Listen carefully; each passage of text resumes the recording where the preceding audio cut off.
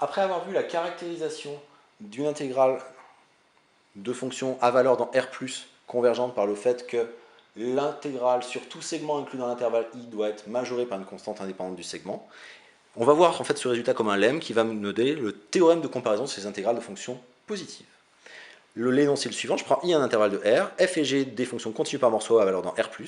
Je suppose que pour tout t dans i, f de t est inférieur ou égal à g de t. J'ai remis le supérieur ou égal à 0, mais c'est déjà contenu dans le fait que f et g soient à valeur dans R+. Alors, l'intégrale de g converge implique que l'intégrale de f converge. Évidemment, cet énoncé sera aussi important sous sa forme contraposée. Si l'intégrale de f diverge, alors l'intégrale de g diverge. Alors la démonstration est très simple. Comme l'intégrale de g diverge, par la caractérisation avec les intégrales sur un segment, il existe m un majorant tel que pour tout cas, segment alpha bêta inclus dans i, l'intégrale de g sur k soit inférieure ou égale à m. Et je vais montrer que l'intégrale de f converge en utilisant à nouveau cette caractérisation, en disant que quel que soit k un segment inclus dans i, je vais essayer de montrer que l'intégrale de f sur k est plus petit qu'une certaine constante. Et cette constante, ça va être m. Pourquoi? Parce que par croissance de l'intégrale, puisque la croissance de l'intégrale est vraie pour des fonctions continues par morceau sur un segment alpha bêta, avec donc les intégrales sur k de f et de g qui convergent. Ce sont des intégrales de fonctions continues par morceau sur un segment. Donc la croissance me dit que l'intégrale de f sur k est plus petite que l'intégrale de g sur k, grâce à l'inégalité qui est vraie sur tout l'intervalle d'intégration. Il est vrai pour tout t dans i, donc a fortiori pour tout t dans k.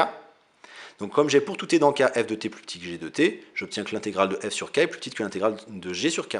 Mais comme les intégrales de g sur k sont plus petites qu'une constante grand M indépendante du segment, j'ai bien réussi à montrer que quel que soit alpha bêta un segment k inclus dans i, l'intégrale de f sur k est plus petit que m, où m est indépendant de k.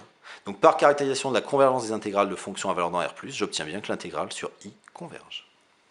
Ce qui termine la démonstration de cette caractérisation, ce théorème de comparaison.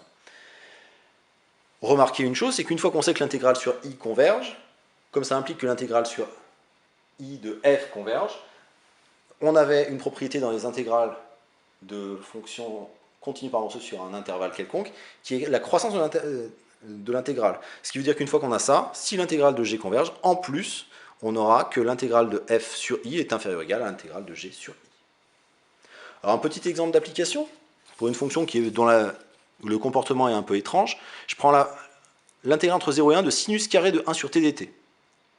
Donc la fonction qui a t donne sinus carré de 1 sur t est une fonction continue sur 0, 1, ouvert en 0, à valeur dans R+, à cause du carré, mais cette fonction-là, elle a un comportement extrêmement étrange au voisinage de 0, puisque le comportement au voisinage de 0 de cette fonction correspondrait au comportement de sinus carré au voisinage de plus l'infini, qui n'avait pas de limite.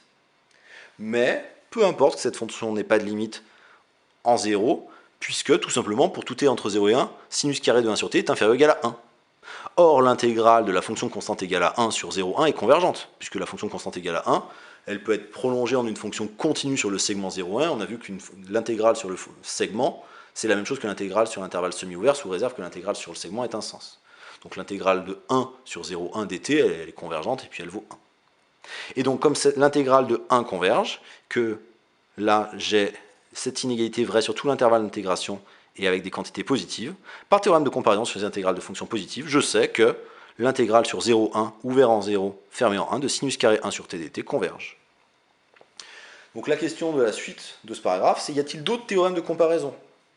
Là, on a écrit un théorème de comparaison sur les intégrales de fonctions positives, version avec des inégalités.